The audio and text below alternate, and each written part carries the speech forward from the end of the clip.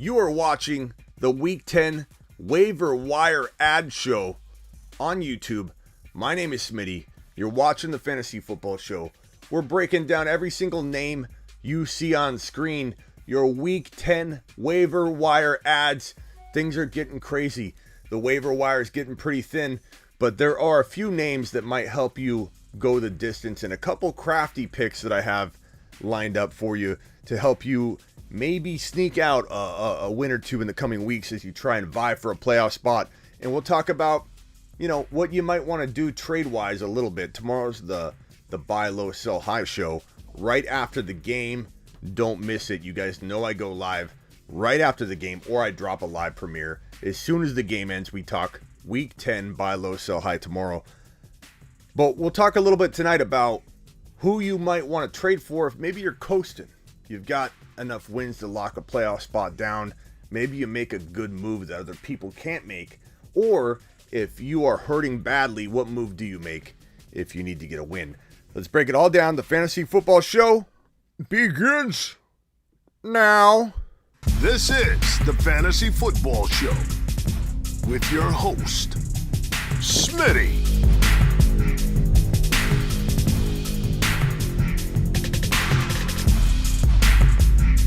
Top 5 running back.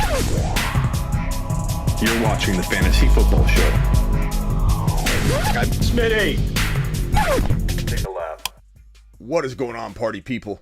We are doing it live, the Fantasy Football Show, Week 10 Waiver Wire edition. Everybody's in house. We got Baked In Boys wiping his feet. Punch the thumbs up on your way in the door. Jordan, Roberts, Blackbeard, Michael's in the house. Nick, Rob, Wonk, Rob, Dale, Jason, Joel, Zoe, MSK, and Jake all in the house already. Punch the thumbs up if you're here. There should be at least 25 thumbs up already from all of you that I've just identified. Hit the thumbs up. Start the show off in a positive fashion. And let's get to the Week 10 waiver wire ads. Who do you drop? Who do you pick up, really? You can ask me your drops in the chat. But who do you pick up heading into week number 10? Who's available? I have a lot of names here. I think there should be a handful of these guys available in pretty much everyone's league. How many of them is tough to say. I would probably venture to say that Rhamondre Stevenson is available in a grip of leagues. Elijah Moore, probably less amount of leagues, but he got cut walking into this one. And he's showing available in a ton of leagues. Let me try and pull this up here and see if I can give you the stats on that. But it looks like he's available in a boatload of leagues. So grab Elijah Moore if he's available. He blew up in week 10. He had one of the best weeks out of any wide receiver. He had like 20, depending on your scoring, 25 to 28 points. Definite amazing wide receiver 3 potential go forward, but he could also fall off the face of the earth. I think he needs to have Mike White in there. I know they did well without Mike White, but they're probably not going to return to the same form and level they're playing at, any of those Jet players, if Zach Wilson returns to the lineup, at least during the remainder of his rookie year. I think Mike White still is the future or potential future, and in New York, he should get another shot. So let's see what happens. We'll see how healthy he is. We need to wait on the news on that. We haven't heard much at all on Mike White and his injury. But I have a feeling he's probably pretty okay to go this coming week because he wanted to get into the game so badly. I'm surprised he didn't go back in the way he was trying to itch his way onto the field. Just looked like he was this close to playing. I saw a couple comments last video we did, last live stream, where someone said that they felt like he didn't want to go back in. And I don't know what game that person was watching, because everything I saw, he was doing his best to try and get back on the field. You have CEH, Michael Carter, and Moss. Is this legit? As your running back 2? Right now, probably not legit. Probably doable, depending on what your wide receivers look like, Adam. But it could get there. Could Clyde come back? I suppose, yeah. I suppose he could. They love Clyde in KC. KC hasn't kind of been the same without him, to be honest. Even though they've been getting decent running back production, they still haven't been quite the same since Clyde was firing on all cylinders, getting 100-yard games and touchdowns in back-to-back weeks. So, Wonk, Smitty, if I have money, I would send a super chat. It's okay, Wonk. I still appreciate you, Wonk. And I need Cup to get a TD, says Wonk. I'm going to flip that back over because it turned off on me so I can make sure this game is going on. I know I went a little early. I'm sorry. I wanted to get a jump on this for right now. I know a lot of you are still watching the game, and I wanted to just jump on real quickly and talk with you guys and go over the Week 10 waiver wire grabs a little bit early tonight.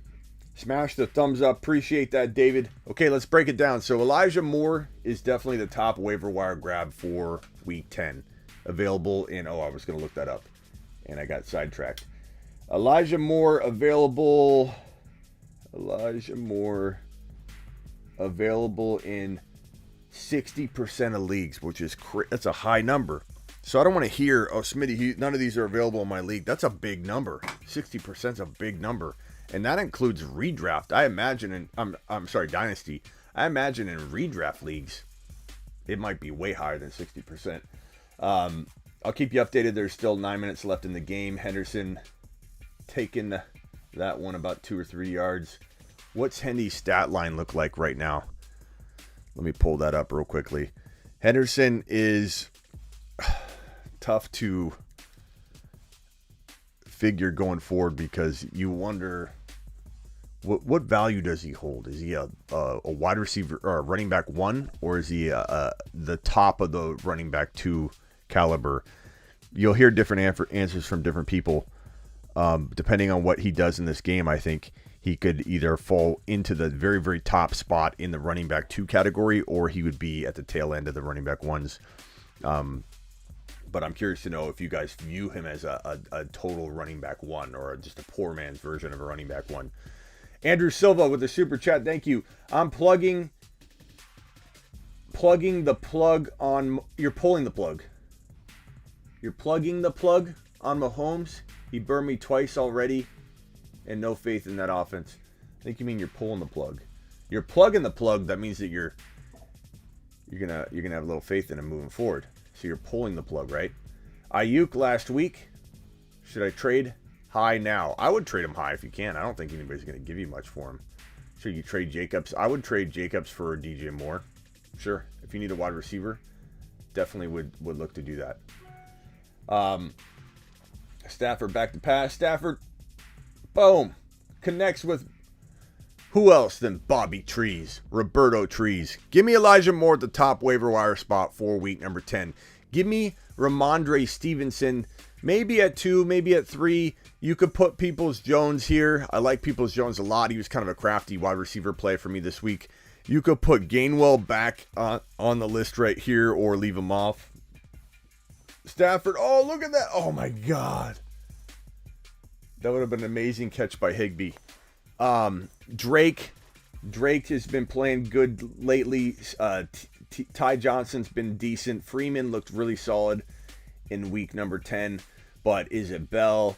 Is it Freeman? We don't really know, so it's a cloudy situation. Mike White in 2 QB or Dynasty leagues would be very, very high still in my mind, like in the top 4 ads for this week, and he's still available in a ton of leagues. Zacchaeus. Zacchaeus is a decent ad, depending on how deep your league is. The Falcons wide receiver had a pretty solid game. I want to put him over here, though. A-Rob plays tomorrow, and he was cut in so many leagues. I understand it's uncomfortable to own him, but it's also extremely uncomfortable to cut him and to leave him on waivers. And this is one of those situations where you got to pick him up and hold him and hope that he bounces back. And if he doesn't, he doesn't. But I feel like he's a good enough player to have as your last wide receiver that if he's available in any league, I always try and find a way to scoop him up and put him at the end of my bench, because he is so capable. And I don't think the talent is necessarily dropped off. I think it's a combination of 100 different things that are holding him back from bouncing back. But if anybody thinks that a player can't bounce back in like week 9, week 10, week 11, week 12, they can. They can. I've seen it. I've been doing this for 20 years professionally, been playing fantasy for over, 27, 30 years, something like that. And I've seen it before where a guy just bounced back this late. So the level he was at before he was released from every fantasy team that I've seen him be released on, the level he was playing at last year, he's worth a stab. So grab him if he's available in your league. So A-Rob, I don't know if I'd put A-Rob like 4, but I would put, in my opinion, if we're talking league winning potential, we're not talking about, okay, he's a decent ad. Like, I want to get a guy that can maybe win me my league or get me into the playoffs when I need to win out or something. I'm putting Rhamondre Stevenson here. He could be worthless 2 weeks from now. I repeat, he could be worthless Stafford is limping bad. I hope Stafford's not hurt. Oh my God. Let's see what happens on this play. He throws it. Thrown to the ground a little late. It was slow motion, but looked a little late. Stafford gets up hobbling. I think he's staying in though. Stevenson could be a nothing burger 2 weeks from now. He could get in Bill Belichick's doghouse by just one fumble, one missed block. Mac Jones could get plastered, and Stevenson could never see another carry ever again in 2021. I want you to understand that. I want you to realize that he has that bust potential for you. But he also dominated the preseason. He's also looked good at times so far this year. This isn't the first time he's looked good. He looked really good a couple weeks back and then vanished. And then they gave the ball to Damian Harris. And we don't really know the rhyme or reason to it. We don't know if Stevenson's on the rise, but we do know the talent is there. And if he's given the work, it could be Bolden the next week. It could be all Damian Harris the next week. If this man gets enough carries, he will be electric. This could be not just a flex play. This could be a running back 2. He could be a high-end running back 2 in a very volatile running back climate in fantasy football right now, heading into weeks 10 on. He could be a high-end running back 2 big if, I understand that. This is why he's on the list so high, because of the if potential. If he gets into the lineup, he will, in my opinion, be a league winner. Now, I'm getting questions about his health. Let's pull up his health and make sure everything is good to go, because there's news rolling in as we speak. This is going to be a bummer if he doesn't look hurt. What are you talking about, broski? Nothing much on him at all, Joel. Joel, this isn't the first time you said something like this. We pulled it up and nothing was sitting there, Joel. This is, I think, the second time now. Maybe it wasn't you, Joel. He looks fine. I don't see anything that indicates he's hurt right now. I don't see anything that indicates he's hurt right now. Let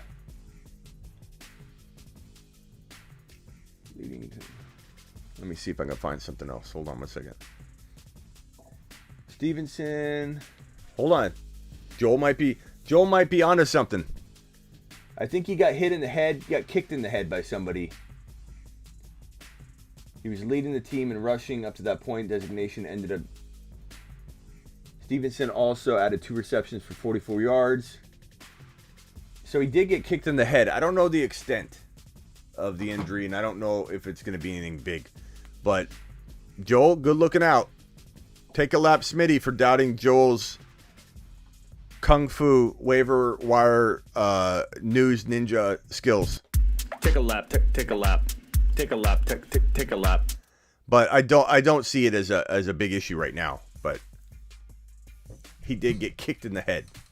Not very nice to kick our boy in the head, but win a league potential if he's in the lineup. So consider putting him at the top spot. Peoples-Jones I love a lot.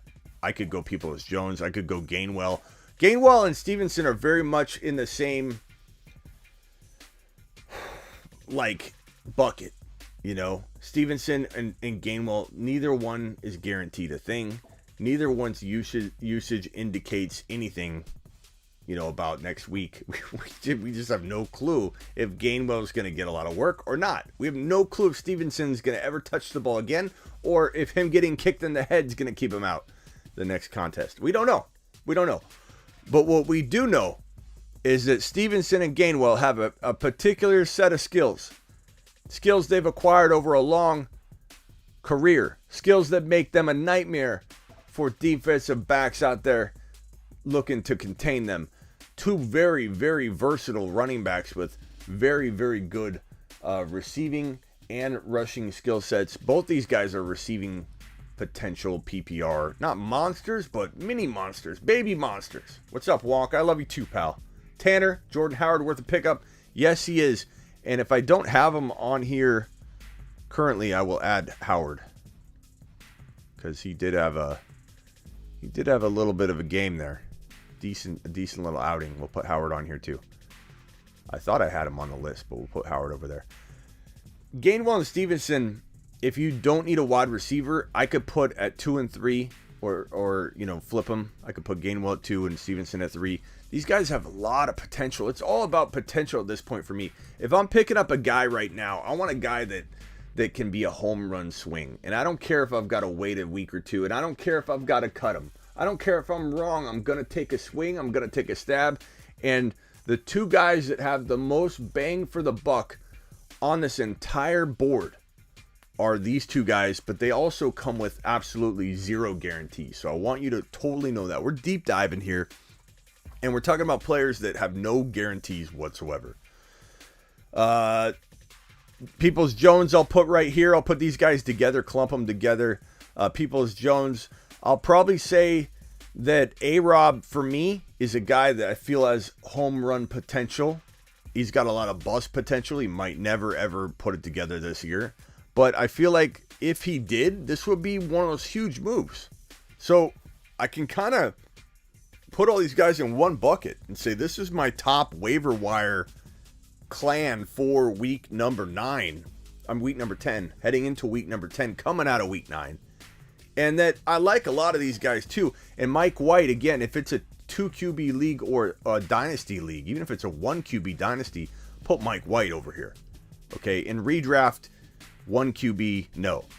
But in 2 QB leagues, any kind, or in dynasty, even 1 QB leagues, but dynasty, Mike White needs to be on this list. And we can even leave him right there just so he feels comfortable and, warm and cozy over there. iSong with the super chat, traded A-Rob and Tim Patrick for Mike White in Dynasty. I don't hate that, and we'll hopefully see Mike White get back on the field to prove himself. Tannehill got leveled. Flat out leveled. 4 minutes left to go in the game. Traded A-Rob and Tim Patrick for Mike White. I like it in Dynasty, bro, and I'm on the Mike White train. And you know what? I'm okay if the Mike White train gets derailed, crashes, burns, and blows up. It's fun. It's fun being on the Mike White train. I don't know. I'm having a blast. I honestly haven't had this much fun rooting for an underdog player in years. And maybe that makes me biased. Maybe I don't see straight. Oh, nice catch, A.J. Brown.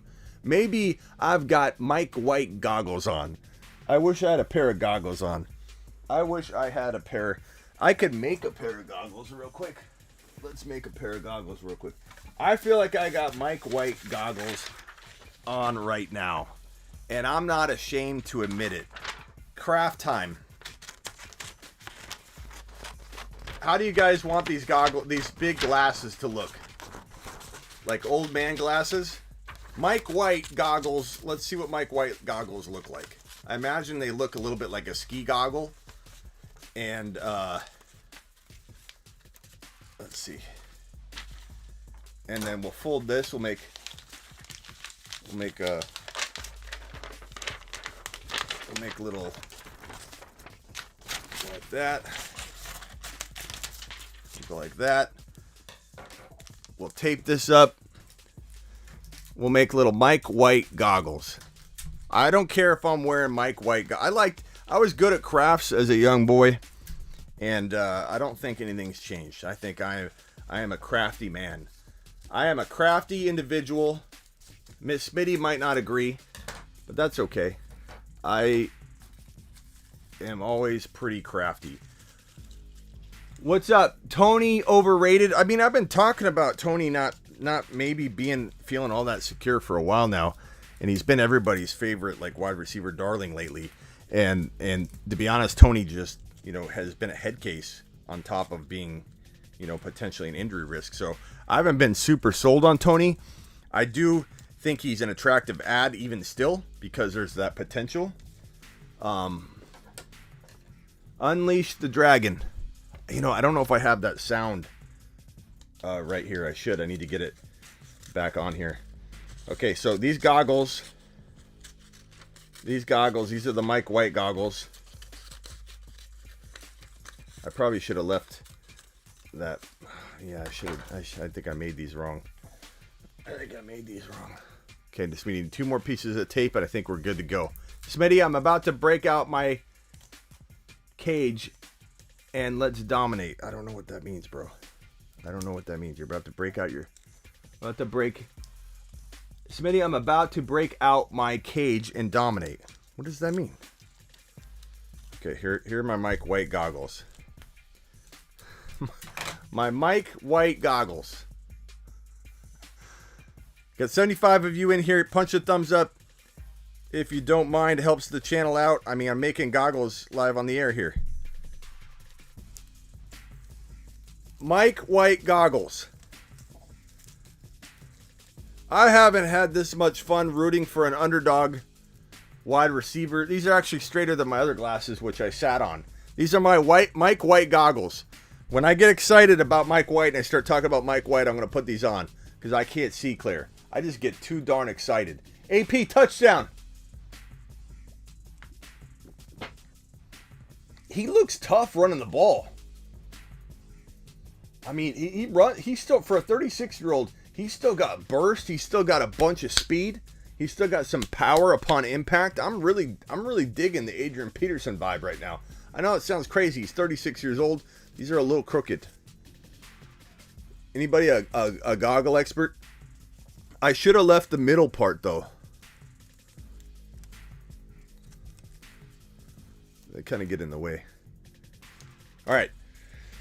Next up, if I had to rank the rest of these guys, I'm putting potentially Ty Johnson or Freeman, maybe even Mark Ingram.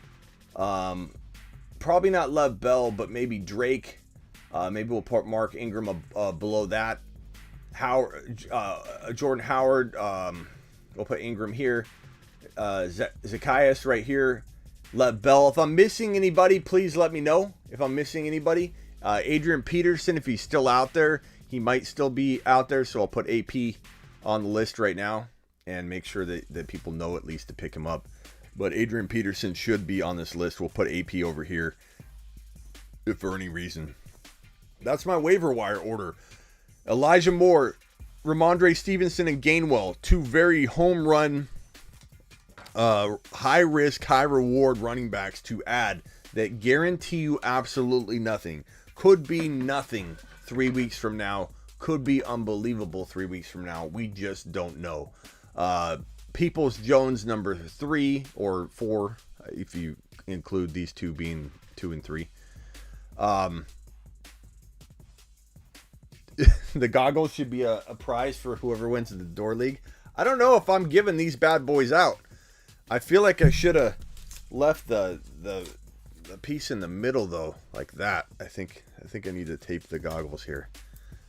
I think this needs to be here, and this needs to be here. I think this will do the trick. This one, I think this will tie it all together. There we go. Oh yeah. Oh yeah. That ties it all together. These are the Mike White goggles. I put them on whenever I start talking about Mike White. Make sure people know not to take it completely serious, but to give it some serious thought. Mahomes and Hill are starting to worry you. You're not alone. You're not alone because Mahomes and Hill are not having a good season right now, currently in the middle of the year.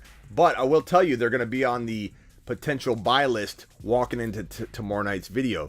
So be prepared to see a little bit of Mahomes and Tyreek Hill and Travis Kelce buy low type material. Let's get to some of your questions. I'm going to leave these guys on screen here. These are my week 10 ads. I'm going to put them in a little order here. Gainwell, Stevenson. I'm going to clump those two guys together. A-Rob. I know a lot of people dropped A-Rob. I know some people don't want anything to do with him. I understand, but I'm going to grab him if he's available. I think he's still got the potential, not any guarantee of any kind, but the potential to be that guy that helps you much more than any other player you could pick up if he bounces back. Mike White, I'm ranking right there. Ty Johnson feels like a pretty darn good pickup, pretty utilized in that offense, and then you got the remainder of the guys over here from Freeman to Patrick to Ingram. I'm going to put the list on down like that in order of how I see these guys finishing, or how I see them ranking in any kind of waiver wire ranking. I'm going to keep Bell and Zacchaeus off. Oh, I'll put Zacchaeus there. Bell, you're going to get bumped. Bell, you are not safe. Boom. That's my ranking. That's my order on down for week number 10. If I missed anybody, please call it out.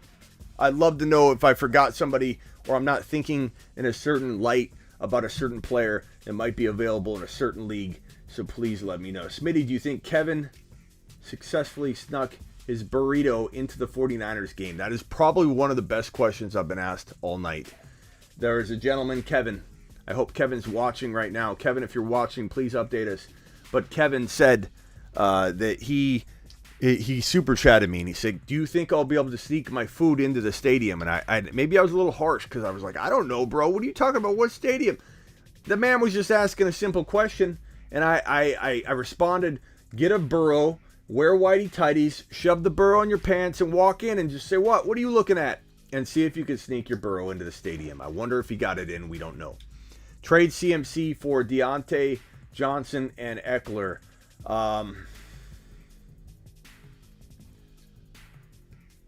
It's tough. I probably would say I'd contemplate it. But I wouldn't be opposed to anybody wanting to believe in CMC being able to stay healthy going forward. It's not out of the realm of possibility. It's not.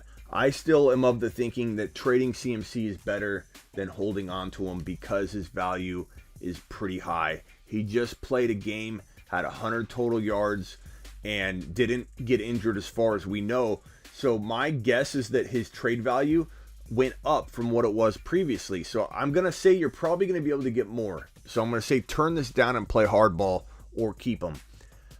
I still feel like he's the best player to trade right now. Far and away the best player to trade because of the fact that you can get the world. You could literally, especially coming off a horrible game for Aaron Jones, which I don't think you should judge him because he didn't have Aaron Rodgers and that offense was awful without Aaron Rodgers. You could still go get an Aaron Jones and especially now get a Diggs or a Hopkins on top of it for Christian McCaffrey. If you're not getting that kind of value, you need to hold off and wait. Christian McCaffrey should get you that. And if you settle for less just because you think it's the best you're going to get, that's not the best way to make trades. So I would definitely buy a lot of players low, and you're going to get my buy low, sell high video tomorrow. Guys that you could buy, Diggs and potentially, Diggs and Eckler. Eckler and maybe a CeeDee Lamb. I'd take Eckler and CeeDee Lamb for Christian McCaffrey, any day of the week.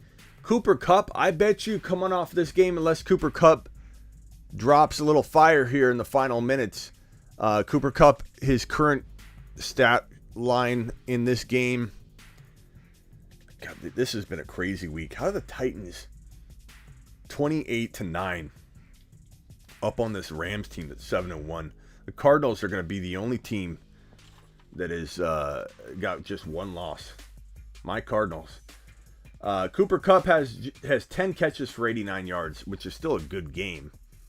But unless he drops fire, unless he shoots fire out of his rear end in the next 2 minutes as 2 minutes are left in this game. I think you could probably get Kupp and something a lot more. You know what I mean? Kupp for CMC, not enough. Not enough. You need to get CMC. You need to get Kupp and Kupp and Henderson. You need to get Kupp and you could potentially get Kupp and Swift. Kupp and Swift for Christian McCaffrey. I take that. Don't just take Kupp straight up. Don't just take Tyreek Hill straight up. You can trade Christian McCaffrey for the world right now. And if you don't think so, wait. Don't just go poking around. Let people come to you. Talk to somebody about a different player you don't want on their roster. Don't even mention Christian McCaffrey, but say, let's make a trade. What else do you want to do? The best trades I make are the ones where I try not to mention the player at all. I try and get the other individual to say the name of the player that I'm trying to trade them. That is one of the craftiest ways to make a trade. Let's say you want to get rid of Christian McCaffrey.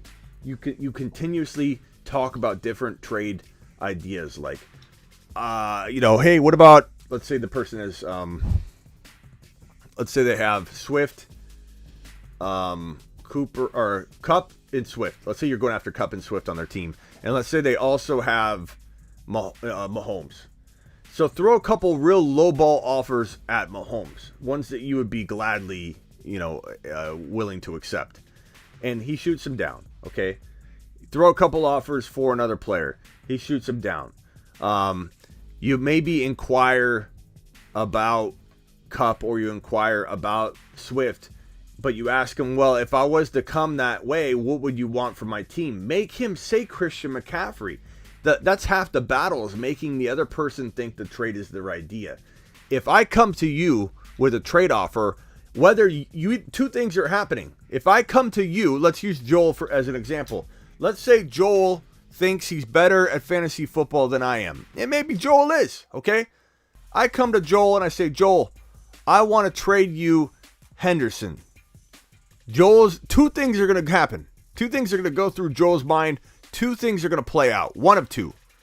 Joel is either going to say, Smitty knows more than me. I'm worried about what he's doing here. Why is he trading me Henderson?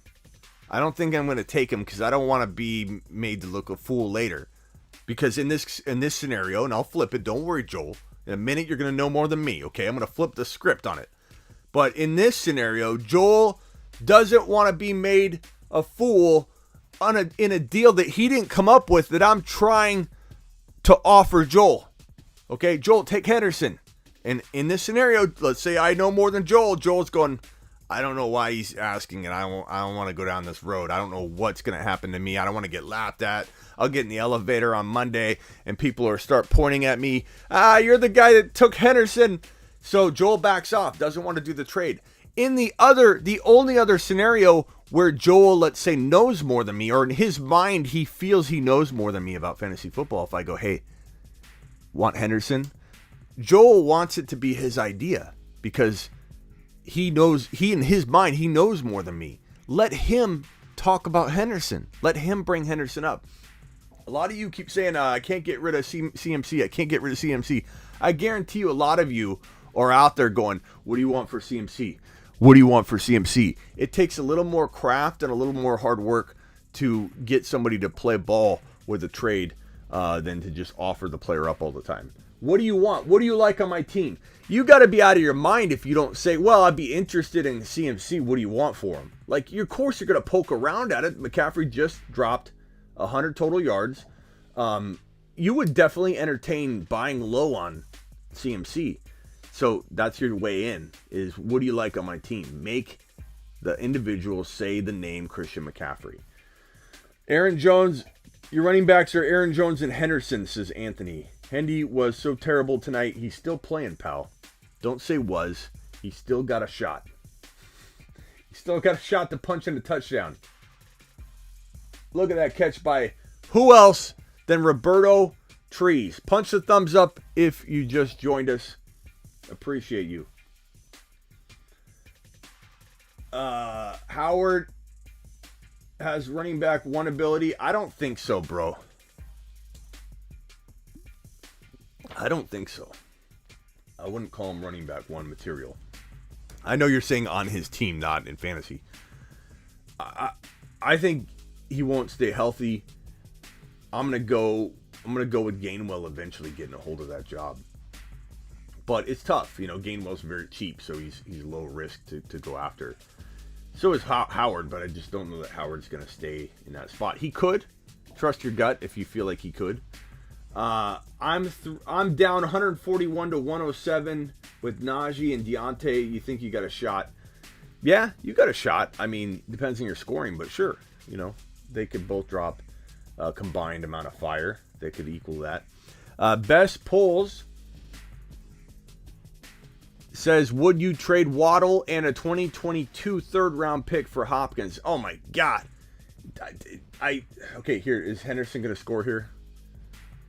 Take this. Oh, that's not Henderson. Is Henderson out and hurt for the remainder of the game? Or what's up with Hendy? Would you trade Waddle in a 2022 third for Hopkins? Take this. Please take this with grace, and understand, best polls, that I appreciate you. I'm glad you super chatted, and that for me to press this button right now only means that you are killing and crushing this trade. So take your lap with a smile. Take a lap. This is a phenomenal trade for you. I get it. Waddle's got upside, bro. I'm not a moron. I understand Waddle's got upside, but you're talking about a guy in DeAndre Hopkins. I don't care if he's older. I don't care if he's got just 2 years left. You've got yourself a wide receiver 1, bro. A guy that I consider to be still in 2022, at least, if you're talking like redraft frame of mind, even though this is Dynasty, like for 1 or 1.5 or 2 years, you got a top 5 to 10 guy. Take that trade, run. Let him be your veteran piece on your team. Stafford. Oh, my God. Van Jefferson was wide open for a touchdown. You got to be kidding me. Hey, Smitty, can you talk about Javonte Williams? I absolutely can, Colin. That's easy for me to talk about Javonte Williams. Punch the thumbs up on your way in the door. Wipe your feet. It helps the channel. I even made, earlier, if you're just joining us, I made Mike White goggles because I apparently can't see clearly when it comes to Mike White. I just think he's the best thing since sliced bread. And when I talk Mike White, I'm wearing Mike White goggles apparently. So we made those on air a little bit earlier. Even if it's Dynasty, I don't care. I'm fine with Hopkins in Dynasty. I'm saying that even with the redraft hat on for winning the bag, getting that bag in 1 or 2 years, let him be your veteran piece on your team. Stafford, oh my God. Was that in? That was a side. Oh, Woods. Woods looks good. Woods is getting thrown to a lot. I'm starting to trust Roberto Trees quite a bit right now. Mike White, I'm gonna start. Maybe I need to produce these and sell them, and produce a little line, a little Mike White goggle line, and figure out, if these will sell, even if I just get reimbursed for the postage. You're gonna sell them for what's a stamp these days?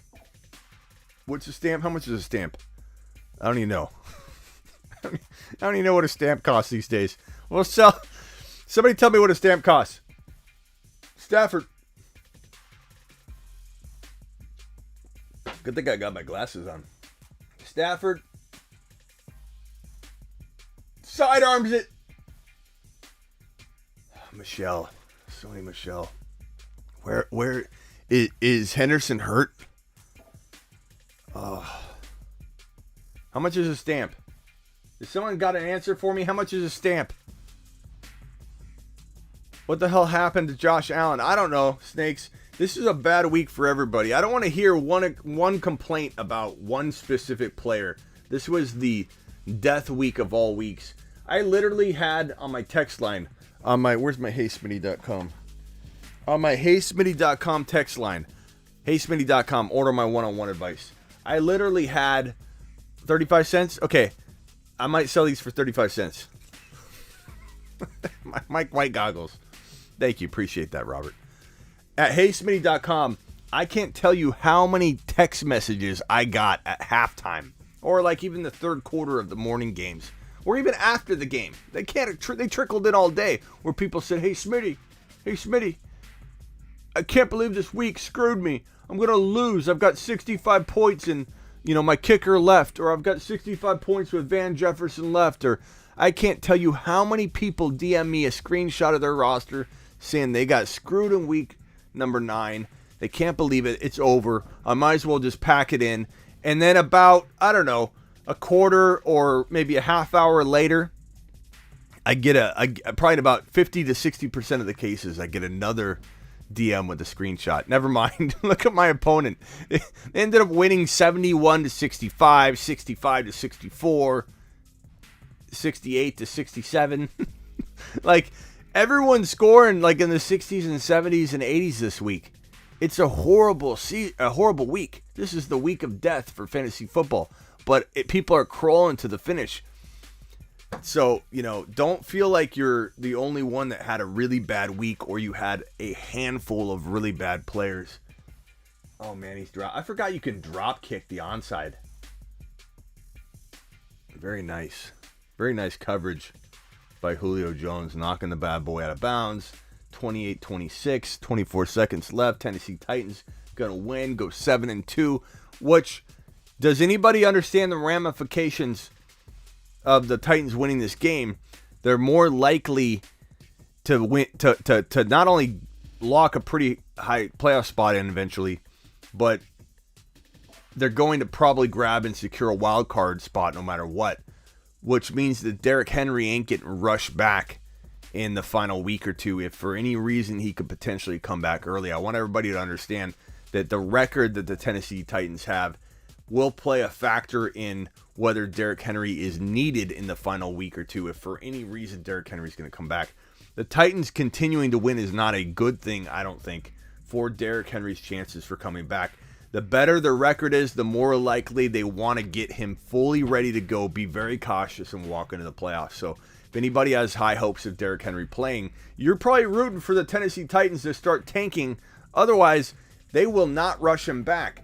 I know they're pretty dumb about usage with the guy. They only ran him 30 times a game for 8 straight weeks. But most certainly going to affect whether he comes back or not the remainder of the regular fantasy football season. Sony Michel. I don't know. I know that Darrell Henderson left the game and came back in, but I don't know if he went back out. Overcome with a super chat. Sell Javonte. Oh, I haven't talked about Javonte yet. Colin wanted me to talk about Javonte. Javonte Williams had a special day. I should make Javonte Williams goggles too while I'm at it, because when I wear Javonte Williams goggles, I feel like I'm a little biased, I can admit. But I think I'm biased because I see the talent, and maybe I don't want to accept the full situation. Maybe I'm a little bit biased toward the likelihood of him getting all the work sooner versus later. But I don't think that I'm misguided or wrong whatsoever when it comes to Javonte Williams' talent. Javonte Williams is probably still, I'd have to check, I don't have the stat in front of me, but several weeks ago he was the only running back in the NFL to have 3 30-plus yard runs, even over Derrick Henry. Derrick Henry may have tied him. I don't know the exact stat on that anymore because it's been 2 or 3 weeks since that stat was out there, and I haven't really refreshed it. But I imagine he's still tied for first, or at least in the top 3, for the most 30-yard runs in the NFL, even if he didn't get another one. He is an electric, elusive running back that has shiftiness, the ability to pass block, has good hands, has good burst, has good speed, has good vision, and has the trust of the coaching staff to the tune that he's getting at least half the work as a rookie. Granted, we want him to get 15 to 18 carries a game, right? And Melvin Gordon keeps hanging around, scoring touchdowns. And it sucks because everything Melvin Gordon does, Javonte could do better. But because it's still very good, they're not replacing Melvin Gordon, and they may not take him out and just bench Melvin. Like, things are working. It is working. They won the game. Denver may not try and touch the divide of workload there at the running back position because they're doing well. But Javonte was phenomenal. Javonte is such an amazing running back. Javonte had really good yards per carry. Finally got his 100-yard game. Let me pull up Javonte's stats and give you the exact number. But he just looked phenomenal. Javonte Williams is exciting. We're not wrong collectively. We're not wrong about Javonte Williams. We're just wrong about the timing of it. And that sucks, but he could still carry people big time. 6.5 yards a pop, 17 totes on that rock for 111. Melvin Gordon had 21 carries. Javonte had 17. Melvin Gordon out-touched him by 4 carries on the ground. Javonte Williams didn't even get any receiving work at all, and he still was able to produce a pretty solid game. Now, he almost had a touchdown. Had Javonte Williams had a touchdown, he had 2 or 3 shots at the 2-yard line. Wasn't really his fault. It was tough. It was tough rushing lanes. There were no rushing lanes. It was tough treading at that 2-yard line. I watched both carries and I cringed. I was like, oh my God, get in there, Javonte. Get on your horse. The man did not get in the end zone. I was pretty bummed. I thought potentially they'd give him it again, but Bridgewater snuck it in and got a rushing touchdown and took that one away from Javonte. But Javonte was given goal line work. He didn't execute, which you could say is a negative, but I don't think it's going to be. There were tough calls. There were tough runs. He didn't do anything wrong on the runs, so I don't think they're taking away his goal line work. But he got goal line work. They didn't take him out and put Melvin Gordon right in. So the goal line work, the potential carries are all there if they're running the ball enough during the game. But the game where they run 25 times, they're probably going to split it 11 and 12. So there could be those games are approaching. But I love Javonte. He's a wide receiver 3 flex lock with potential high-end running back 2 upside until he gets the job. And if Melvin Gordon ever goes down and Javonte Williams climbs to the top spot and gets all the work, he'll be a fantasy football running back 1, even if it's the lower variety of them in some people's eyes. But he'll be a RB1 if he's starting. But until then, he's got RB2 potential in a flex type value. That's what I got to say about that. Sell Javonte. Melvin Gordon needs to go to rehab. It's tough, bro. It's tough. I don't sell Javonte because that's one game. I don't think anybody's going to overpay, but certainly explore it, I suppose. But don't sell low. Don't sell low. Hold them. Should have remembered Howard when starting Scott. You couldn't have known, bro. You couldn't have known. Scott came off a solid game, bro, where this guy's a touchdown threat. Gainwell didn't get any work at all, really. I don't think he got any work. He might have got a carry or a reception last week. I forget if he even got a touch. Gainwell did nothing. Gainwell did nothing the week prior. What does Gainwell do? Comes in and scores a touchdown. It's what we know about this Philly offense is it's hard to predict. And you might think Jordan Howard's going to do well this coming week for the Eagles, and then he does nothing. Just like Gainwell was doing stuff, and then he did nothing. If I had to guess, and I have my week 10 ad drop or waiver wire ads right here. It's right here. Moore, Stevenson, Gainwell, Peoples-Jones, A-Rob, because he was dropped in a lot of leagues. Adrian Peterson's still out there. He scored a touchdown. It's still a committee. I'm not super amped about AP, but if he's still there, he needs to be grabbed. Mike White. Move Mike White up a ton of spots if it's a Dynasty league or a 2QB league, even if it's a redraft 2QB league. Tyson Johnson, Devonta Freeman, Tim Patrick, Ingram, Drake, Jordan Howard, and Zacchaeus. Those are your top 10 ads for week number 10 in my book, with Stevenson and Gainwell being the no guarantee, high upside, big swing, heavy hitting, home run potential dudes that they guarantee you zero. They could do absolutely nothing. They could go to the bench. They could never get a carry. They could get 0 carries in their next contest. But if in their lineups, if they do ever climb into them, this is why I rank them there. This is why I rank them higher than guys like AP or Ty or Freeman or Ingram or Drake that are doing more right now than both of these guys are technically doing on the regular. because of their upside and ability to win a league, they got to rank there. Jeff Wilson, snake eyes, because of Shanahan and his indecisive coaching and decision making. I totally think you need to hang on to Jeff Wilson. We have zero idea what's going to go on with that. And best pulls. I hope are you still here, pal? Love this trade for you. Love this trade.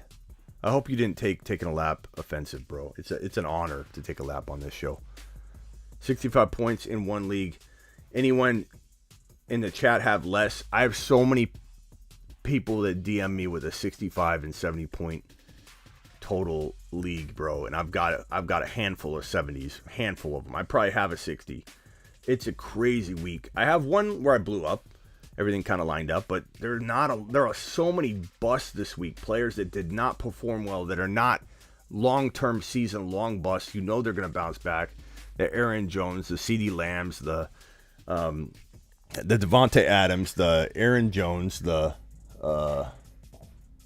Jamar Chase. Like, these guys will all be back. They'll all be back. It was a crazy week. It was absolutely insane. Super chats. Got overcomes. Rock out says, give Javonte Williams the ball. He's better.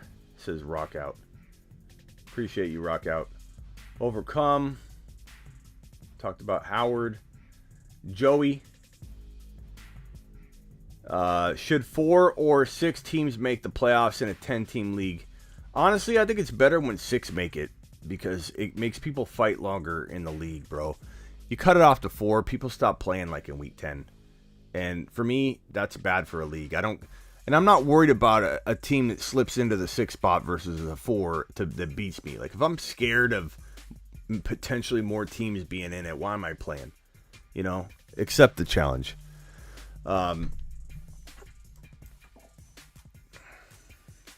Joey, appreciate that. So 6 teams, pal. 6 teams, broski. Overcome. That garbage time TD by Stafford solidified victory. For you? Or against you? Best poll says his super is for a redraft league. Okay, then even better. Phone's blown up. Even better. Hopkins. But wasn't there a draft pick involved? How is that a redraft trade? Smitty, Herbert is the GOAT, baby. Let's go. Herbert looked fantastic. You know, there's some ups and downs, of course. He could have done better, for sure. See, right here, this is best poll. Best poll says, would you trade Waddle in a 2022 third-round pick for Hopkins? So, let me get this straight. Before you hit accept on this trade, is that a 2022 third-round redraft pick? Like you're trading your veteran pick? But if it's redraft, how do you have Hopkins being retained? This doesn't make sense that it's a redraft, bro. I'm a little confused. Maybe it's a keeper league? Best polls? Maybe update me on that, pal. It's a keeper redraft. Keepers are 10 rounds or later. So he's a 10th round keeper, and you're giving up your 3rd round pick. That's different. That's different than a 3rd round like rookie pick, which is typically what that would mean if someone posted that.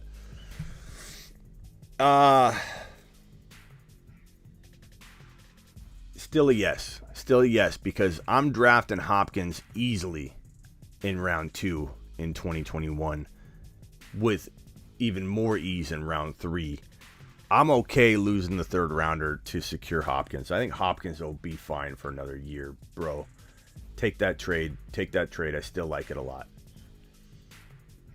Good to see you're getting over Rona Smitty. Thank you, Tony. And I never even got... My fear is that... We'll see. We'll see. Because I kept testing on the negative, but I had been sick the week prior. So we're not even sure. Everyone else in the household had it, but I never ever got a confirmation. And I haven't went to go get the antibodies. I don't want to. I just don't have the time. So we'll see. Yeah, we'll see if that's what I'm almost positive that's what I had, because I think I was subject 0. Mike Williams sell for what can I get? Mike Williams. I probably would sell Mike Will. You can't sell Mike Will right now, bro. You got to hang on to him. You can't sell him. No one's going to give you like you'd have to do some package deal. You know, you can't get like a Jefferson, or you can't get a Diggs or a Josh Allen even. Like, you can't get anything. Wait, hold. Don't trade Mike Williams. Hold on to the man. The man's going to gain more value. Don't sell guys low, guys. Don't sell players low. It's not a good look. It's not a good look. Sell Javonte. Thank you for that super chat, Overcome.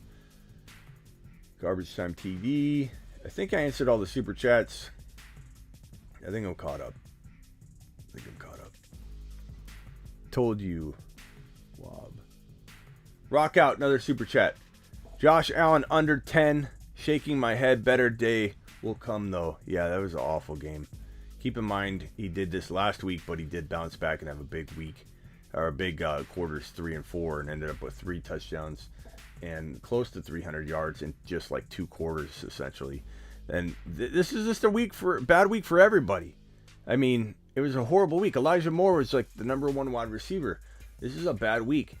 Nobody should be drawing conclusions really about anything. The only thing you should be doing is buying low. You know, buying low, selling high. The short yardage TD from AP was fitting. Somehow I knew he'd score this week. Yeah, dude's a beast too. Like that, he's just solid. Even at 36. Double A in the house. What's up, Double A? Thoughts on Peoples Jones? I got him right here, pal. Number 4. He's a good ad. Ever since once Odell left the equation, Peoples Jones shot up in my rankings, and he was a crafty guy I kept talking about as a nice start this week. And I really thought he was going to get a score. Zach Moss, so cheek, says Gary. Yeah, the whole Bills team was pretty bland, bro. Pretty bland. Smitty, do you think Deontay is going to get 21 tomorrow night? Probably not, but possible. Anything's possible, pal. Keep your chin up. Legion, I am trading everything for James Conner. Dude, James Conner, the Niners defense made James Conner look like Derrick Henry in this game. He had 3 TDs, 70 receiving yards, like 90 rushing, 2 rushing touchdowns, 3 total touchdowns. Conner was a beast. I was wrong about Conner. Conner was a player I was not super high on walking into 2021, and he's done nothing but impress me. I love Conner right now. And Edmonds, I knew Edmonds would get banged up. Conner just looked like a force, man. He has a nose for the end zone. They trust him. The Cardinals run the ball very, very well. They leaned on the run very well. Conner can catch. Conner made an amazing touchdown reception. Looked elusive. I'm watching right now in the replay of Conner right now, ironically. They're showing a Conner replay. And he just caught that ball, knifed through traffic, left and right, dodging and weaving, and led the Cardinals to the win, basically, on his back. 11 touchdowns in 9 weeks for James Conner, which is absolutely phenomenal. James Conner is a beast. James Conner is an absolute beast. What a good story, too, this guy. I love the season that he's got in store. And you got to wonder about what Conner's value is right now, too, because if you own him, do you potentially look to sell him? Or do you say, you know what? I'm not going to get what I should get because people are still going to be a little bit cautious, so I'm going to hold on to this bad boy. I'm going to put this bad boy into my lineup on a weekly basis and get that touchdown production because he's scoring touchdowns at a rate that's well over 1 a game. Dude has 11 TDs in 9 weeks. So, phenomenal. My brother sent me a video clip of highlights from the Jags-Bills game. There was nothing on the video. It was a blank white screen, bro. Absolutely nothing. Mike Jones, CMC running back 1. He made it through a week. He did have over 100 total yards. The Panthers look awful. I'm not changing my tune. I'm selling McCaffrey high. But what's great is that his value went up even more, so you can get a ton more for him. I dropped Connor for Tony yesterday. Oh, bro. Broski. Why? Mighty, you got to bring that stuff to us, bro. Even though Tony had some upside, he's a running back at a very, very volatile running back climate with very little touchdown producing running backs. Like he was having a game, bro. He had 9 TDs in 8 games. Got to bring that to us, pal. But I appreciate your honesty. Not many people would drop that in the chat here, so we'll call you honest. What's your name? Honest Mighty B. Honest B. Honest B. Rock out. Josh Allen killed. Baked in boys, by the way. Ayuk officially on flex radar? Potentially. Seriously, how did the Jags beat the Bills? I don't know, bro. I have no clue. It was a bizarre world this week. Rockout says I need 15 points from David Johnson because of Josh Allen. It's possible. Connor's TD rate is ridiculous, says Crazy World. Fanta, get Deontay Johnson and AJ for Adams. Deontay and AJ Brown? AJ Brown? If it's AJ Brown and Deontay for Adams, that ain't bad. Especially if you need a wide receiver. You might want to hold on to that offer and see what happens in the game. Because what if he gets hurt, Deontay? And then just hit the button if Deontay's like going crazy. What to do with Mahomes? Nothing. You can't do, like, if you have Mahomes, you sit and you wait. You don't dare try and sell him low or give up on him. He's Mahomes, bro. No one's figured him out. No one's figured out Patrick Mahomes. I know the Chiefs look awful right now, but these things have a way of working themselves out. And if they don't, it was a good gamble and good bet to remain confident in. Because Mahomes had 3 TDs in week 1, 3 TDs in week 2, 3 TDs in week 3, and I believe 5 TDs in week 4. It's not like he's been bad all year. That's 4 straight weeks of being literally a top 2 quarterback in fantasy football, and did so well in that time frame. He's still lingering in the top probably 5 or 6, 7, whatever, even after a couple really bad games. But you can't sell Mahomes low. In fact, you'll see him on the buy low list walking into week number 10. I know everyone's going to be like, no, why are you going to buy Mahomes right now? I don't believe in him. I'm done with him. Well, give him to me. I'm going to go to those owners that are freaking out about Patrick Mahomes at that level, and I'm going to come in and scoop up Mahomes. Guess what? Nowhere near his draft value. So the risk is what? What is the risk? Baked in, boys! The risk is baked in, so who cares? If he doesn't work out, you're buying him at a value he's probably already going to pay. The trade's going to pay for itself. Smitty, should I trade away Aaron Jones? No. I hold Aaron Jones, and I probably even go get him in most cases, but bro, no way I'm trading low on Aaron Jones. No one's gonna give you what you deserve for Aaron Jones. Smitty, what should I do with Aaron Jones? He's inconsistent. A lot of Aaron Jones questions. Smitty, trade away Aaron Jones. Blackbeard says, Smitty, you were right about Patterson. Thank you. You told me to play him over Thielen. It was a close call, but Patterson's just been, things have been falling right for him. So I'm glad I told you that. Guess it was close. It was close. WRM. Mahomes or Brady rest of the season. Mahomes. I'm not easily influenced when there's a player at Mahomes' talent level. I'm not so easily influenced by a couple games, as you've noticed about me. I don't have this knee-jerk reaction. When I go to the doctor and he hits me with the hammer, my knee doesn't move. Okay? After a couple times, maybe 6 weeks go by, you might see the knee flicker a little bit. But I don't have knee-jerk reactions to players I truly believe in that are proven like Mahomes. I'm just not freaking out. I'm buying on the panic. Panic chamber 'em. I don't care. Put them in the panic chamber. I'll go into the panic chamber with my hand and just grab a hold of them with my kung fu grip and pull them out of the panic chamber myself.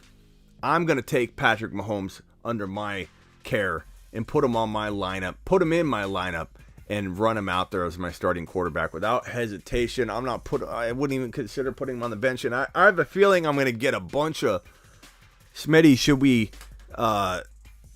Face is itchy.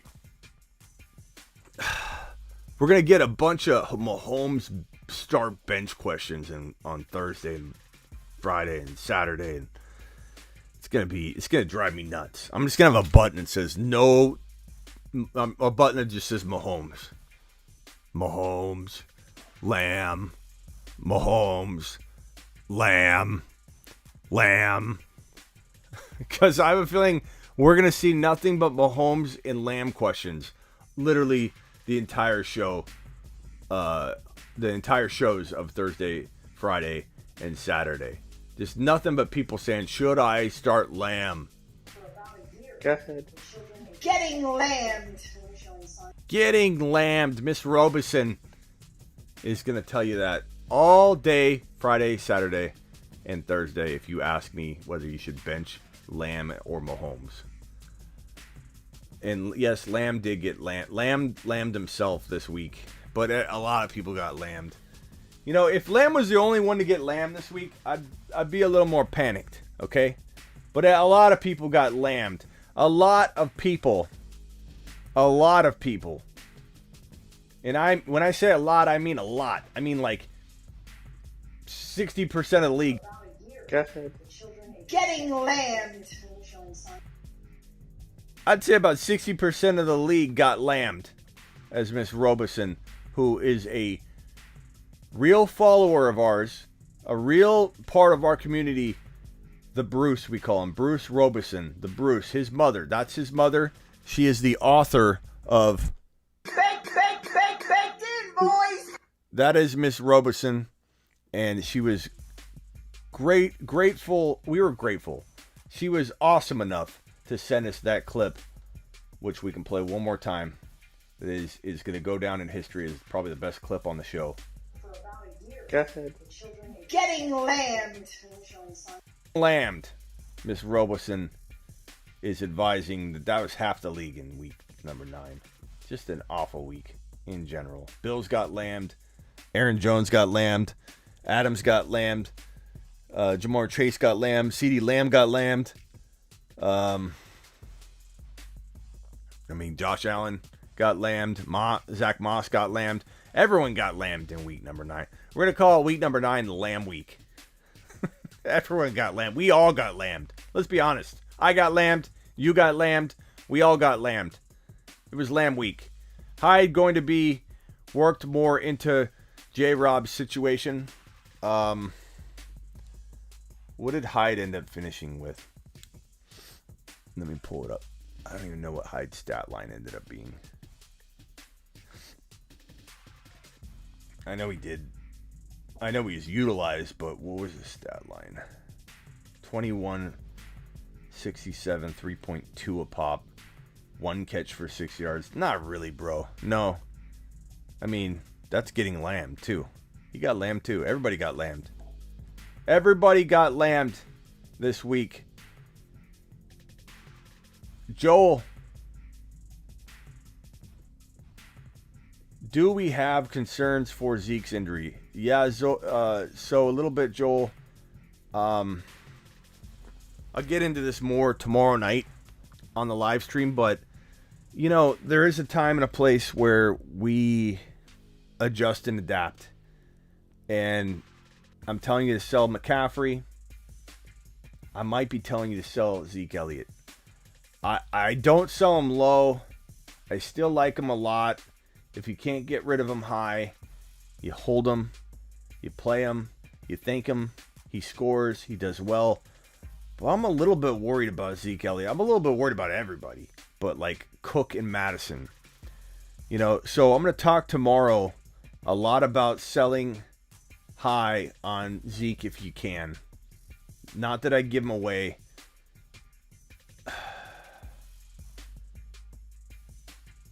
Let's see here. So I'm reading some of these questions. I'm gonna sell Elliott at the right price, and I'm gonna hold him if it's not the right price. But definitely a concern. The amount of workload he's had, the fact that he's slowing a little bit, or the offense is concerning a little bit, on top of the fact that Pollard's being used. And I think Zeke could still plug away and have a really good year, but I'll sell high if I can. I don't like a lot of running backs right now. So Thrasher, here's the thing, and I'm going to go over it more detail tomorrow, so I'm not going to ruin the whole spiel here. But a lot of it has to do with the fact that this cuffing situation is locked tight, locked and loaded. Offense feeds the running back. Cook and Madison, it's different. It's different. Do I like just Cook? No. So we'll talk about it tomorrow. But one of the safer plays go forward is going to be that Vikings running back situation, because the backup is as talented almost as the starter, and the backup's not bleeding into the starter's work. Kamara, running back 1, you could argue that. You could argue Cook. You could argue Kamara. Some are going to say CMC, which I understand. Again, we talked about this all yesterday and the day before. Nothing wrong with liking CMC, but there's nothing wrong with selling him high. Nothing wrong with selling CMC at a price that you're more than willing to pay again, 10 times over, even if McCaffrey does well. Like, you're getting a lot, so it's okay. Trade CMC for Mixon, risky? Yeah, not straight up, bro. Not even close. Like I was just saying earlier, you can get the world for Christian McCaffrey. He just played a full game, or played near a full game, just got you 100 total yards. His trade value just went up. You can get a Tyreek Hill and a Henderson right now. You can get a Eckler and easily a Mike Williams now. There's no trading him for just one guy like Mixon. No way. You can get so much more. Sell high on Devontae Smith if possible.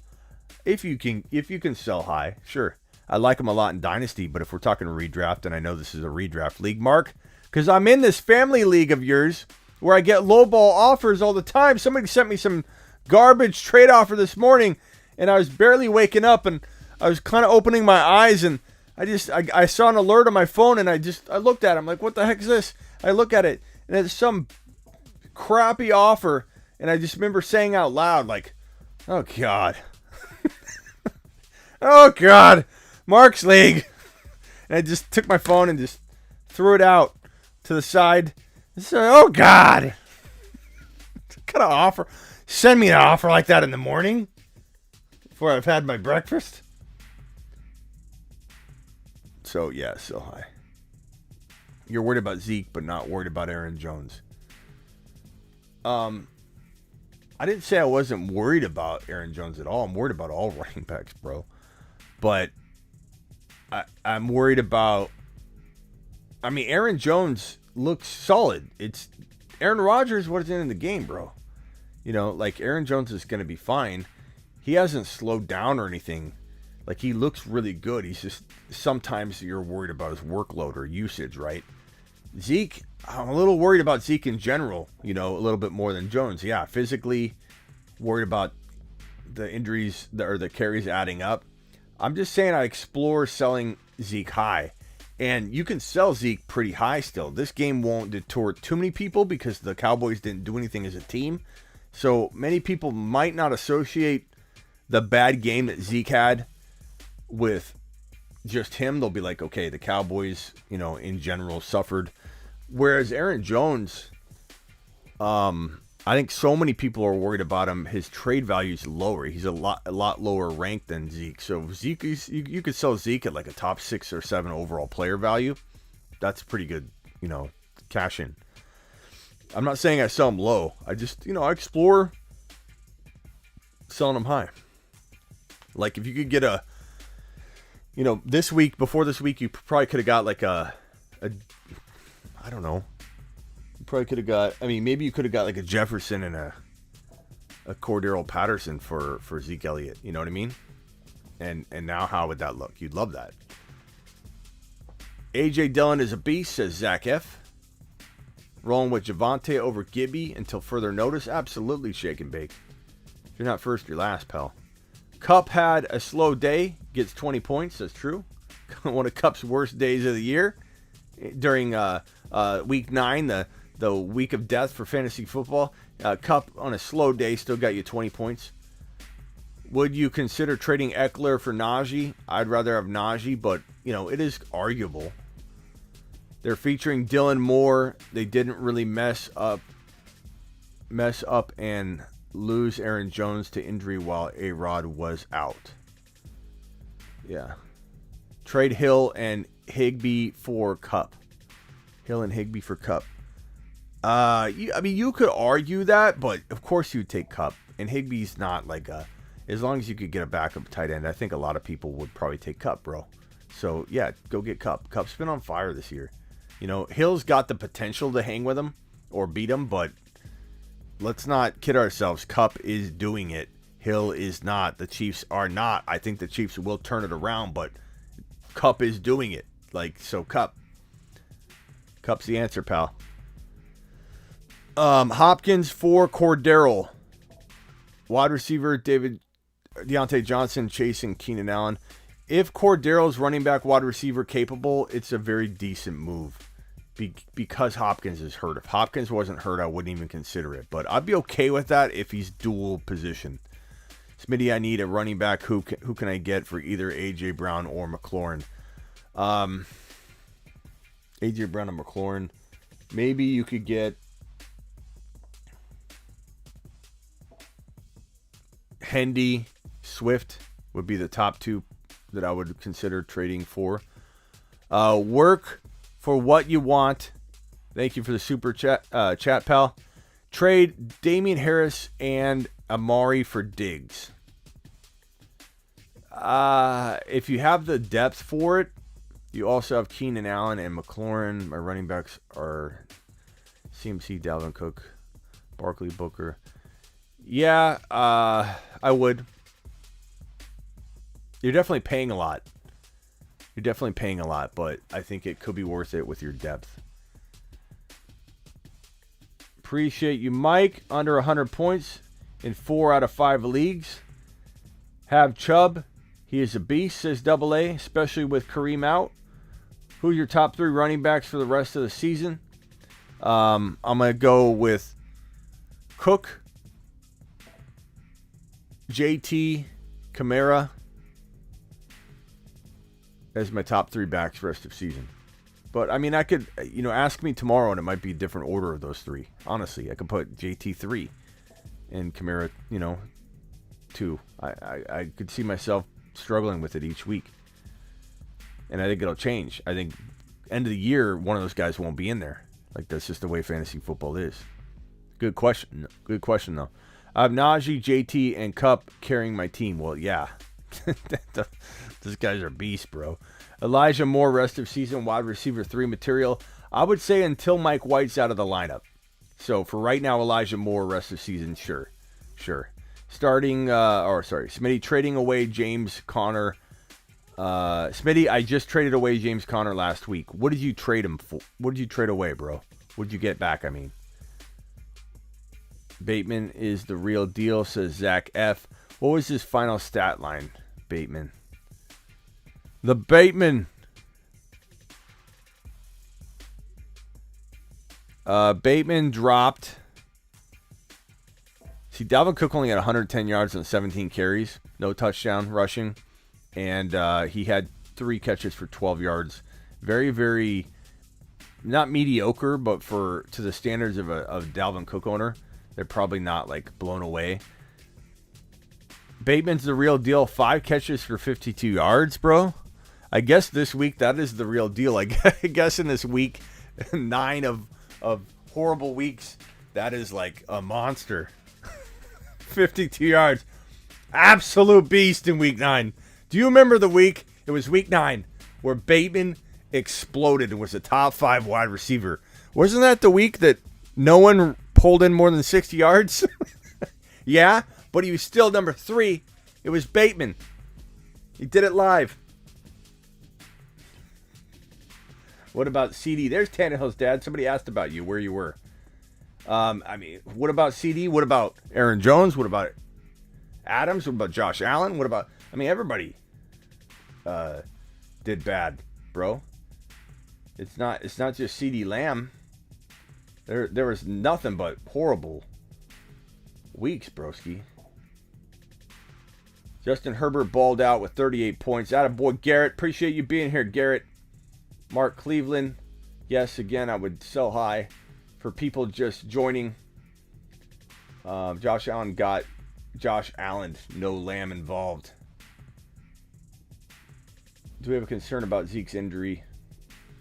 I mean, we're worried about Zeke, bro. Trade CMC for Mixon, risky. Okay, I think I got caught up on the super chats. Kittle rest of season, you'll see tomorrow night sell high. Not that I don't like him, not that he can't do well, not that I get rid of him low, but he's an injury risk, and he just dropped 100 yards and a touchdown. You got to explore selling high when a guy does that and he has that kind of injury risk. Lamar had a day. Jordan, you guys are talking about the same thing at the exact same time. Lamar did have a day. Smitty, I traded James Conner, Mike Davis, and Tyler Boyd for Mixon and Robbie Anderson. Well, that's not horrible, bro. I mean, Mixon and Connor, there's nothing wrong with that, bro. And you didn't know that Connor was going to play like Derrick Henry against the Niners this week. Ty Johnson, a bench, stash, or starter. More of a stash in like a bye week and injury filler. You know what I mean? Man, I love me some Kittle, says Evan. There are a lot of people that will buy him at a very high price, so I would sell. Weird year, so many low-scoring weeks. It is a strange year. Thank you, AJ. I appreciate you, pal. Traded Aaron Jones and AB for McLaurin and Kamara right before AB injury. Yeah, hopefully AB comes back healthy, man. We need AB to start dropping at least occasional wide receiver 1 numbers like he was on occasion. So Aaron Jones and AB for McLaurin and Kamara. I love Kamara and McLaurin. That is a great side of this trade, pal. McLaurin and Kamara, nice job if you acquired those two. Yes. Trey Lance season, please. Shanahan needs to be fired. Plain and simple. Move on. Get Trey Lance in the lineup. Renfro looked good today, says Joel. Trade away Henderson if the price is right, but I also buy him if the price is right. You're going to find out tomorrow he's on both the buy low and a sell high list. And players can consume both sides of that situation, man. Hit 151 points this week. Attaboy, Miles. Not a lot of people broke 100, bro. It was a crazy week. Smitty, what about number 33 on the Broncos? What about him? Tannehill's daddy looked like fire. His name is Javonte Williams, and he deserves some darn respect attached to his name. People give the man respect. Love me, Javonte. Taysom Hill thoughts. I mean, I don't know, bro. That situation's cloudy, murky. Stay away would be my first initial thought. What do you do with Jeff Wilson? Dave, you hold on to him because he still could start games. You just don't know. Herbert or A-Rob tomorrow. Monty coming back. Depends on the Monty news, bro. If Monty feels like he's going to get a boatload of work or something, then Herbert's not as exciting, but he still could be even with A-Rob even at that. But, you know, A-Rob could be worth a go in PPR if it feels like Monty's going to be reintroduced to his old workload or something. But you can't really go wrong. They're both, shots in the dark. My team, QB, Josh Allen. Running back, CMC, Swift, Carter, Javonte, Madison, Jefferson, Johnson, AB, Kirk, Judy, Schultz. How to get Cook. So if you're to go get Dalvin Cook, trade CMC for him straight up. If you can get Madison, you have Madison. Take Cook straight up. But if you can get more, try. If you can get Mike Williams thrown in, do it. If you can get a guy like, I'm trying to think, a good buy for you at that level. I mean, like a T. Higgins. You get like a T. Higgins or something like that thrown in. But I take Dalvin Cook over Christian McCaffrey straight up. Straight up. And if you were to do another deal, I'd potentially trade Deontay Johnson and maybe Swift for Cook. That wouldn't be a bad one. I appreciate your super chat.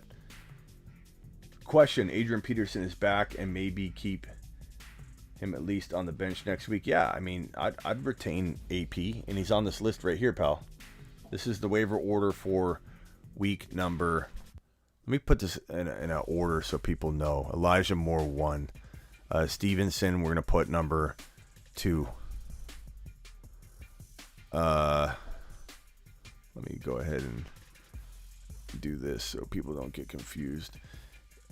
Number 2. Gainwell is number 3. And I like Gainwell because he's got that receiving skill set.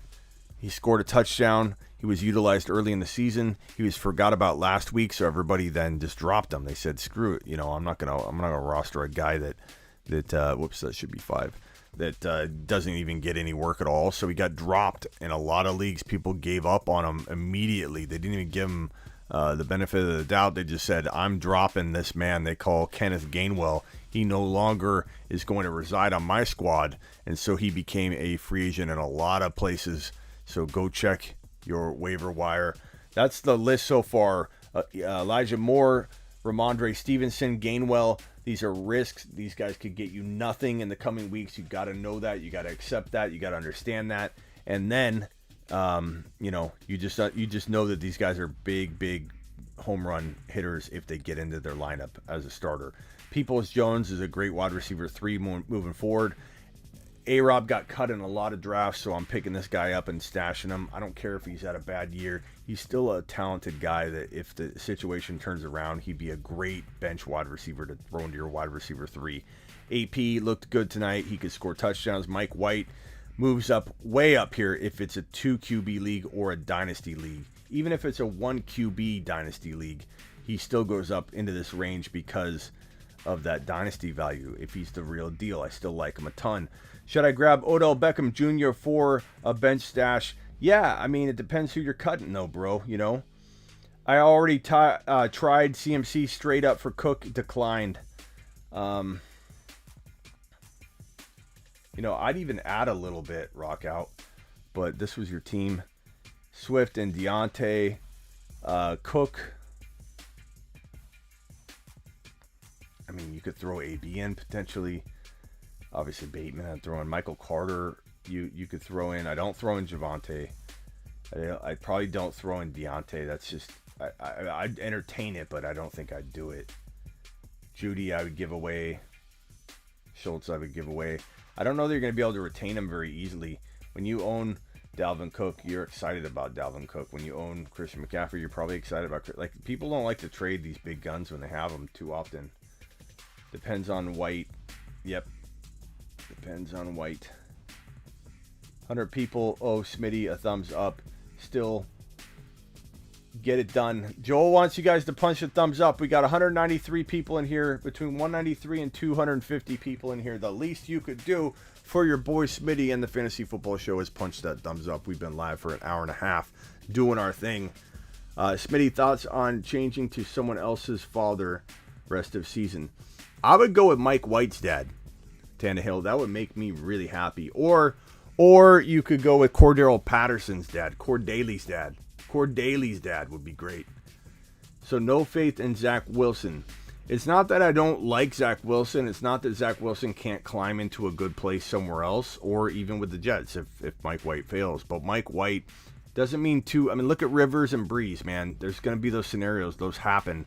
Bledsoe, Brady. Not trying to compare the actual players, but the situations. It happens a lot where there's 2 guys and there's only room for 1. And Mike White could be better than Zach Wilson. Zach Wilson could be better than Mike White. I have a good feeling that Mike White is the real deal and he's polished and he's ready. So you got to kind of move on with him or at least give him a shot. Let him fail. Keep Zach Wilson healthy and on the bench and let this play out. Is that Allen Robinson? It is engaged because he's on the waiver wire and in a wide receiver pool that's very thin and people are hit with injuries. This guy shouldn't be sitting there, I don't think, in a lot of leagues, and I'd rather hold him and hope that things can turn around for him. He has 110 yards and a touchdown engaged. What do you think's going to happen? He's going to be on everyone's ad list. Everyone's going to be in here going, what do we do with Allen Robinson? All it's going to take is 1 week. The guy is 1 week. Everyone and their mother will be in here talking about, is this for real? Is A-Rob back? You know it. It's just going to take one freaking week, bro. 1 1 week.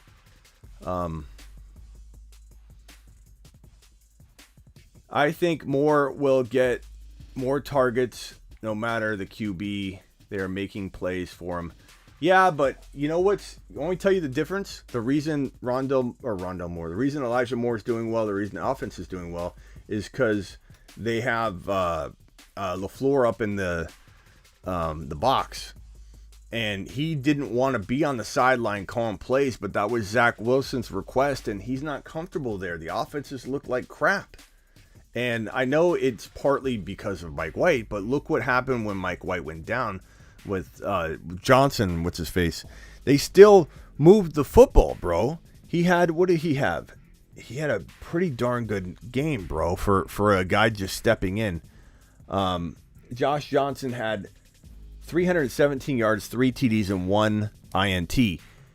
LaFleur is good up in the box, and that's his comfort zone. In the offense, the play calling, everything was jiving. There's something about being up above for some guys that they can see the whole field. They can make better overall decisions, kind of consume everything in a bigger overall top-level sense.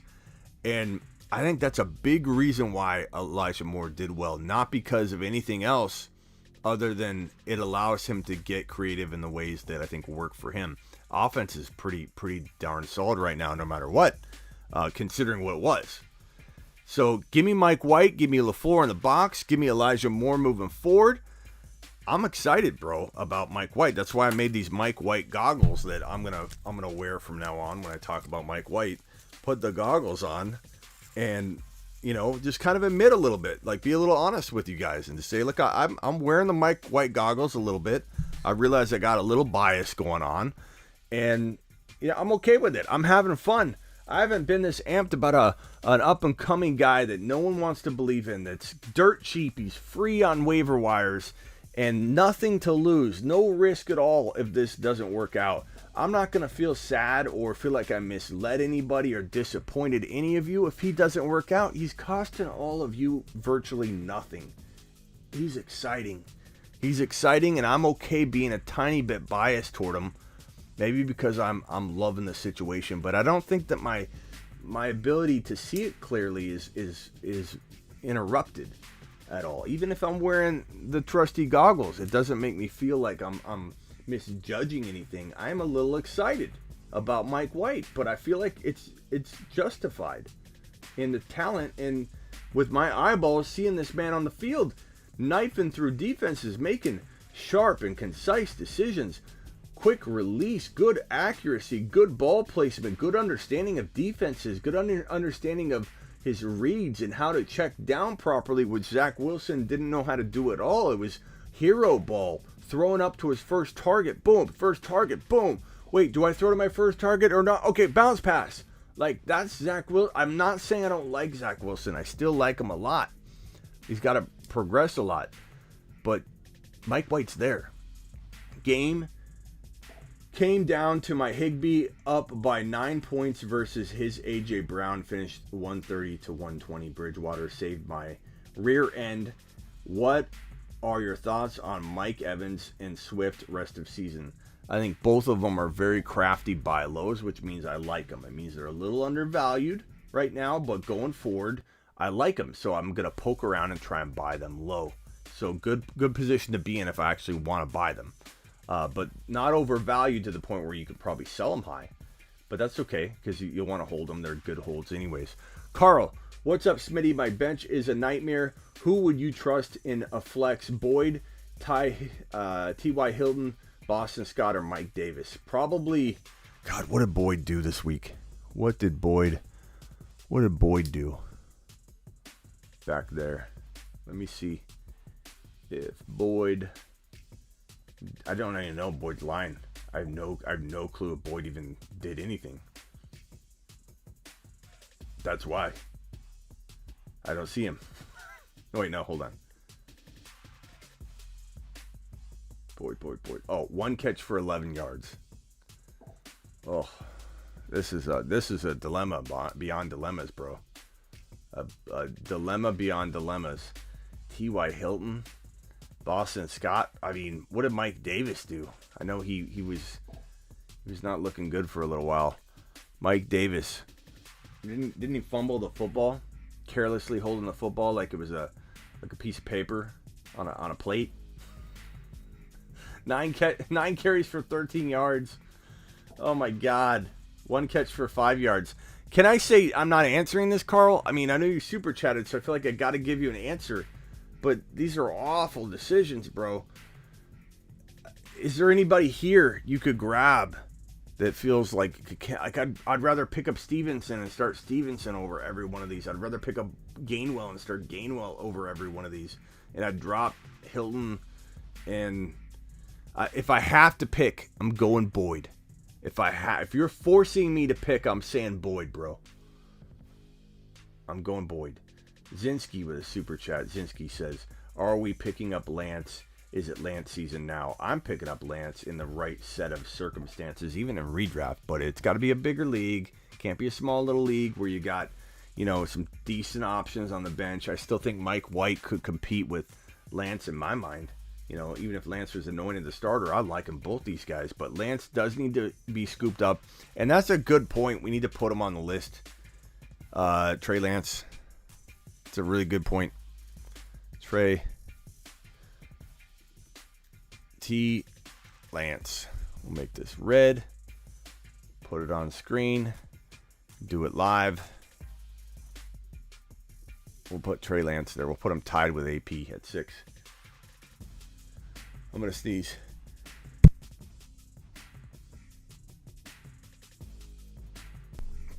Okay. Smitty started Titans D. ST. Attaboy. Some dude in my league traded Thielen, Najee, and Kelsey for CMC, AJ Brown, and Hunter Henry. Thoughts? Traded Thielen, Najee, and Kelsey for... that could be argued on all sides, bro. Najee and Kelsey, CMC, AJ Brown.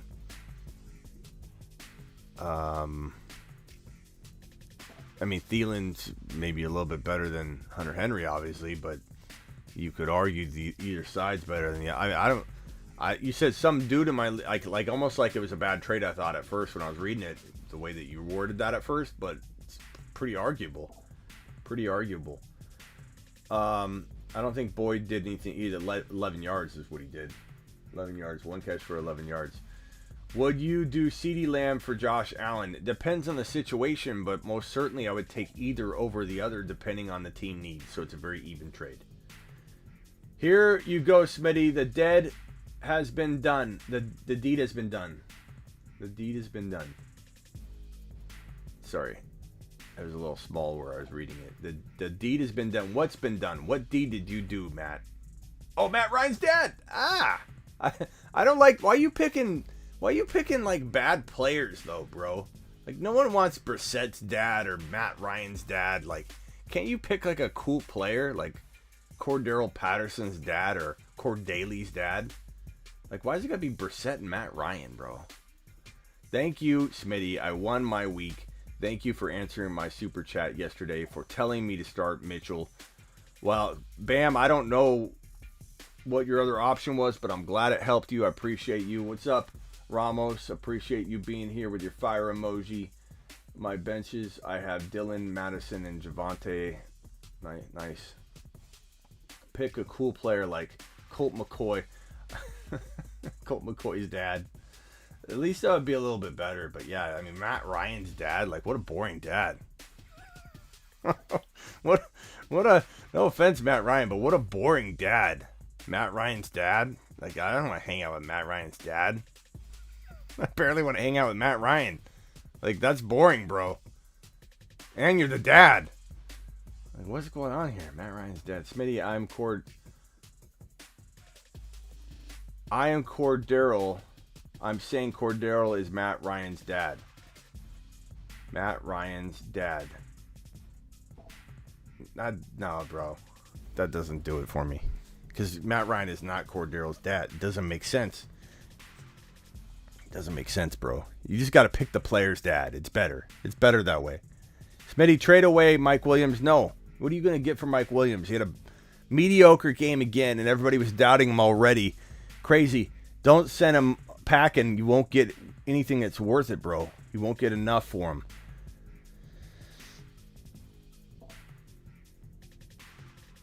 Colt McCoy's dad would be the best name, says Mighty Buffoon. I could think of better dads than Colt McCoy's, but it would be better than Matt Ryan's dad, bro. I get what you're saying, but it doesn't. Matt Ryan's dad, it's very underhanded, like Cordero. But no one's gonna say, oh, like Cordero. Why is Cordero Matt Ryan's dad? Matt Ryan's older than Cordero by a lot. Matt Ryan looks like a 65-year-old man. You know, when he takes his helmet off, you're like, whoa. It's like it makes zero sense on 10,000 levels. It doesn't make sense. Matt Ryan's dad. This guy's way younger than Matt Ryan. I know he's an older guy too, but Matt Ryan's dad. I like Tannehill's dad better. Bring back Tannehill's dad. He was more fun. He was more fun than Matt Ryan's dad. I'm just bored talking to Matt Ryan's dad. Trade A.J. Dillon and Gaskin for Javonte Williams and Tony Pollard. A.J. Dillon and Gaskin. Yeah, I take Javonte, but you could go either way, bro. Smitty put up 100 so far with Najee tonight. Already won. Started 0-2. Now I'm 7-2. Let's go, bro. You literally had 7 straight wins. That's insane, Brandon. That's crazy. 0-2, now 7-2. That's crazy. Mason Crosby looks like a grandpa when he takes off his helmet. We're coming to the end of the show. Where's Ayuk on this list? He's not available in enough leagues, I don't think, bro. If he is, I apologize, but I didn't really think that Ayuk would be...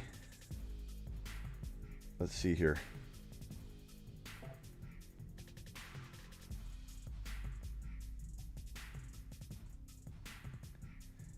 Ayuk is available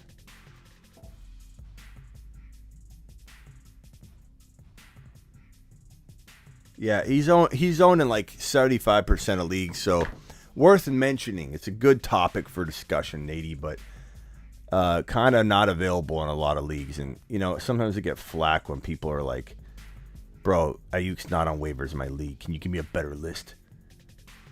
Stop treating me like Matt Ryan's dad. He still hasn't changed it, though, guys. Look, yikes, Smitty. Did you ever notice that Derrick Henry was my past picture? No. That's what I'm saying. I had no idea that's what you were referencing, bro, because it doesn't make sense. It doesn't. I want to call you Tannehill's dad, but now I got to call you Matt Ryan's dad temporarily. But Matt Ryan's dad, it doesn't make sense, bro. It doesn't make sense. He's his quarterback. I get your reference, but I never once thought that Tannehill's dad had any relation or reference to Derrick Henry just because your profile picture was Derrick Henry. It makes no sense, bro. Put a picture of Tannehill's... If it's Tannehill's dad, put a picture of Tannehill or his dad. That doesn't make sense, bro. I know what you're trying to say, but it doesn't compute, is what I'm saying. No average person's going to understand what you're saying. Rashad Bateman or AJ Green rest of season. Bateman. Green is hurt. It's the whole who's your daddy type of thing. It is, but it doesn't make sense. Like Matt Ryan, Cordero. Why is Cordero Patterson Matt Ryan's daddy? Like, you usually say that when somebody's like taking someone to school or they own you. Like, he's his helper. He's his right hand. It would be like saying the Niners daddy and then putting a picture of the Cardinals because the Cardinals just blasted the Niners with no Kyler Murray. That would make sense because they just took him to school, bro. But like Cordell Patterson and Matt Ryan are working together in a positive sense. How does that have anything to do with it? All right, I'm out of here. We'll discuss this later, Ryan, Matt Ryan's father. And I appreciate everybody. Take it easy. Catch you later. Week 10 ads, waiver wire ads right here. That's my order. Rewatch the video if you missed why Stevenson and Gainwell are so high for me and what I'm expecting out of them and what I'm not expecting out of them. And as always, I will try and the rest of the night answer any comments of people that leave comments on the video once it posts, not in the live chat, but on the video. Leave a comment, leave a question, and I will get to it as fast as I can. Zinski, appreciate your super chat. Carl, all of you guys, rock out. Rhino, did I? Yeah, I got Rhinos. Game changer.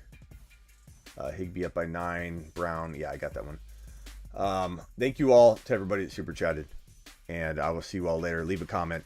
Leave a comment. Leave a comment. And don't forget, we're going live for the buy low, sell high video. The moment the week 9 Monday night game ends, we'll be doing week 10 buy low, sell high. The minute the game ends, we go live. You better be here. You better be here. See you later. Overcome, thank you for the super chat. Appreciate you. Later.